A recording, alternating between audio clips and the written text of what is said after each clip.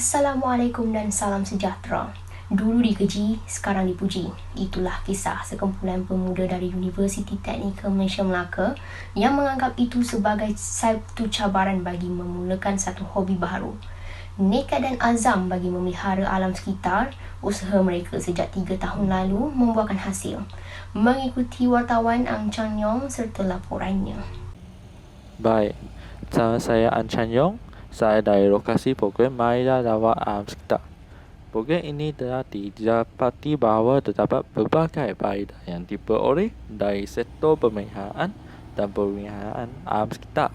Jadi, bersama saya sekarang ini, Encik Erwin Tan dan Encik Yap King selaku wakil bagi pemuda-pemuda yang lain.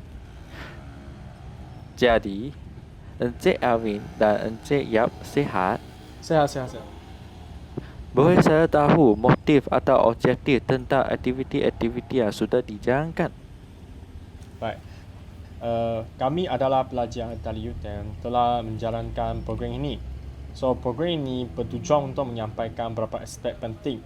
So, terutamanya kepentingan memelihara alam sekitar. Dan kedua, meningkatkan kesedaran tentang kepentingan pokok bagi mengekalkan tahap kehijauan. Juga meningkatkan kesedaran kepentingan konsep kita semula kepada masyarakat. Dengan ini, kami boleh memastikan kesedaran masyarakat terhadap kepentingan pokok dan aktiviti kita semula bagi mencegahkan berlaku bencana alam terutamanya banjir. Dan kami juga ingin membantu mangsa-mangsa bencana alam dan akhirnya mengurangkan status pencemaran alam sekitar dan pemanasan global. Seperti mana yang kita semua tahu, program atau aktiviti ini bukan sahaja dijalankan oleh Encik berdua, malah ada juga perlibatan dari pihak belia yang luar. Jadi, bagaimana anda selaku wakil menginspirasikan atau menarik minat pihak belia yang lain supaya mengikuti program seperti ini? Pada awalnya, kami berkongsi gambar di sosial media seperti Facebook dan Instagram tentang aktiviti pemeliharaan alam sekitar yang kami telah lakukan. Dan secara tidak langsung, ada segelintir belia bertanya tentang aktiviti ini dan berminat untuk menyertai. Jadi saya pun menjawab soal-soal mereka dan dari situlah tercetus satu idea untuk menebuhkan satu program untuk orang muda, iaitu program hari ini. Ada kata-kata yang berbunyi, setiap perjalanan itu pasti ada cabaran. Jadi, sepanjang Encik Erwin dan Encik yang melakukan aktiviti-aktiviti ini, ada tak komen-komen yang berbau negatif daripada masyarakat? Tipulah kalau saya kata tiada. Komen-komen negatif tersebut sudah menjadi kebiasaan bagi kami. Contoh, ada beberapa netizen cakap yang saya lakukan semua ini hanya sekadar meriah populariti. Dan ada juga yang cakap aktiviti-aktiviti ini hanya membuang masa dan tenaga. Tapi, apa-apa pun kami mengabaikan komen-komen tersebut dan terus apa yang kami lakukan sebab kami mempercaya aktiviti banyak memberikan kebaikan untuk kita semua.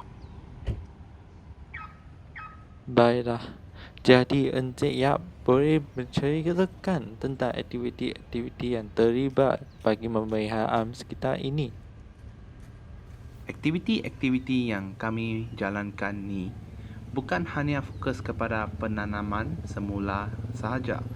Malah ada juga aktiviti yang lain macam taklimat dari pegawai alam sekitar, satu warga satu pokok, dan juga aktiviti jualan kita semula barang-barang terpakai.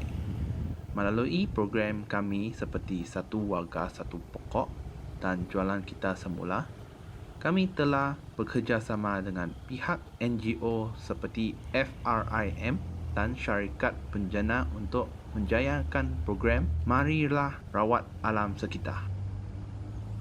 Terima kasih atas kegigihan dan kesumbangan daripada Encik Erwin dan Encik Yap tentang pemeliharaan dan pemeliharaan alam sekitar.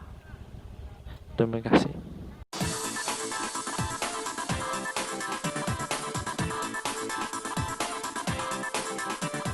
Antara program yang dilaksanakan ialah Talimat Kepentingan Pokok dan Kitar Semula. Program ini dilakukan di atas talian dengan menggunakan pelbagai platform seperti YouTube Live dan Zoom dan dilakukan secara langsung.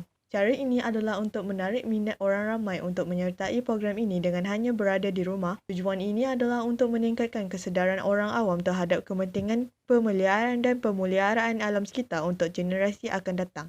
Talimat ini disampaikan oleh Ketua Pengarah dari Pihak Pertubuhan Sahabat Alam Sekitar SES, Datuk D. Jindi.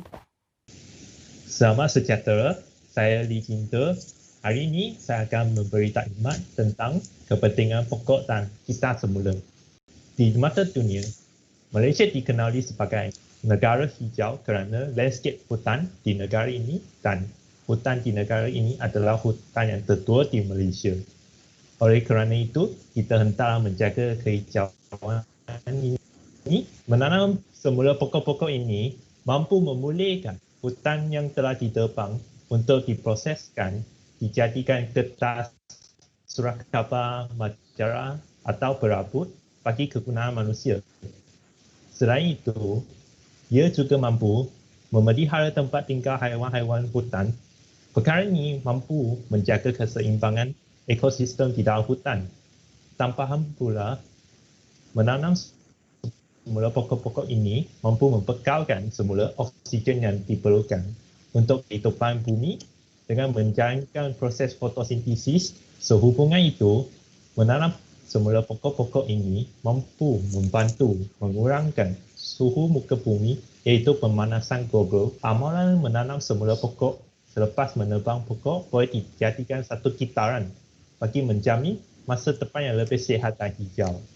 Bagi kita semula pula, kitar semula itu penting bagi mengurangkan keperluan haiwan tanpa material mentah seperti pokok. Seperti yang saya katakan tadi, keperluan pokok untuk diproseskan dan dijadikan kegunaan manusia ini tidak boleh dielakkan. Tetapi ini boleh dikurangkan dengan adanya kitar semula. Kertas, surat khabar, majalah atau kapur yang telah digunakan boleh diproseskan semula untuk menjadikan kertas baru ataupun perabot yang dikitar semula boleh dijual atau diterima kepada mereka yang lebih memerlukannya. Perkara ini dapat membantu mengurangkan penebangan pokok. Aktiviti seterusnya pula berkaitan bercucuk tanam yang bertemakan satu warga, satu pokok. Aktiviti ini mendapat sambutan yang amat baik dalam kalangan masyarakat bagi mereka yang tidak pernah terlintas untuk memegang cangkul, tetapi kini mereka mampu menunjukkan kebolehan berkebun di atas tanah walaupun sekangkang kera. Menurut Amirul, bercucuk tanam sudah menjadi terapi dalam dirinya dan keluarga, terutamanya ketika waktu pandemik COVID-19 ini. Tambahnya pula, aktiviti ini sudah menjadi rutin harian. Setiap waktu pagi dan petang, mereka akan menyiram air serta baja bagi memastikan tanaman tersebut tumbuh segar. Bang, apa kamu buat ni? Saya sedang tanam pokok. Kamu tak tahu ke? Sekarang ni sekumpulan orang muda telah menjalankan aktiviti untuk satu warga satu pokok. Kepada sesiapa yang menanam sebuah pokok dan muat naik gambarnya ke atas sosial media dengan tajuk #satu warga satu pokok UTM, pihak penaja akan bagi RM3 kepada mangsa-mangsa bencana alam. Lagi ramai yang sertai, lagi banyak duit dapat. Marilah, sertai.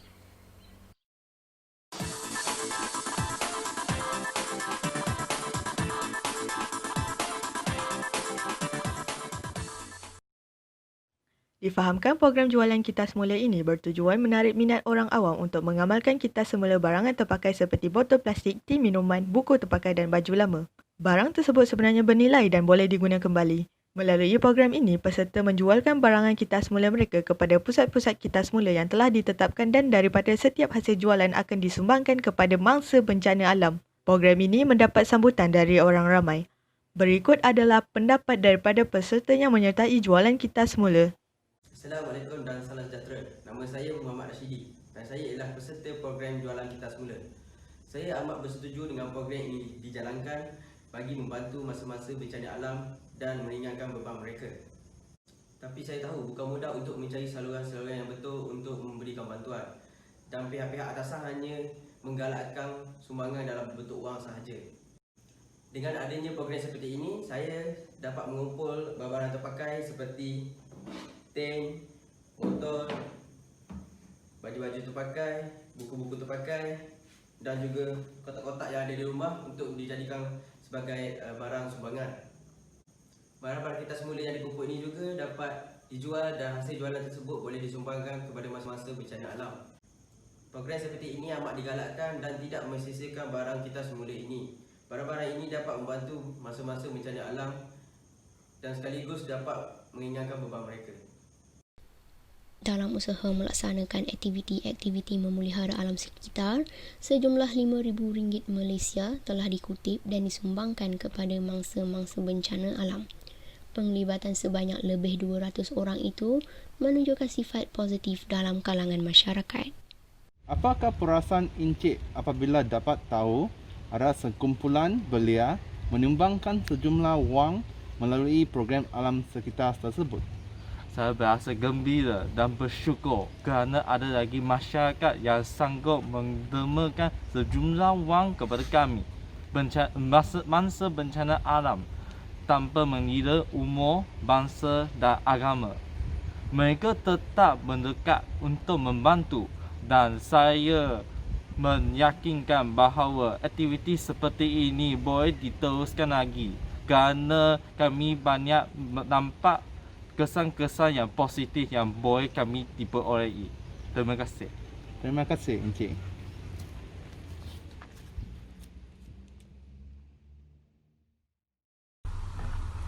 Pegawai alam sekitar, Legenda, mengucapkan ucapan tahniah dan terima kasih kepada pemuda-pemuda yang terlibat dalam program tersebut.